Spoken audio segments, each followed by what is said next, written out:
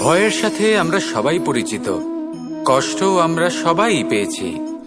কখনো কখনো আমরা অসুস্থ হয়ে পড়ি, আর এমন সময় হলে মাতার মমতা, কখনো বাবার স্নেহ, কখনো বন্ধুদের পাশে থাকার অনুভূতি আমাদের রোগ নিরাময়ে সাহায্য করে। কখনো যদি আমরা নিরাশ হয়ে পড়ি, তখন যদি আমাদের কোনো আপনজন আমাদের দুটো ভালো কথা বলে, তখন আমাদের মনোবল বেড়ে যায়।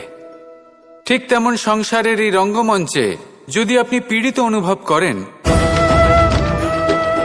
কিছু শুভ কথা আলোচনা করুন, কিছু স্তুতি গান করুন, কিছু মুহূর্তের জন্য হলেও নিজের ইষ্টদেবের কথা স্মরণ করুন আর প্রার্থনা করুন। সাহস বাড়বে, শক্তিও বৃদ্ধি পাবে এবং সামনে এগিয়ে চলার পথও দেখতে পাবেন। তখন এই মন প্রসন্ন হয়ে বলবে, রাধা রাধা।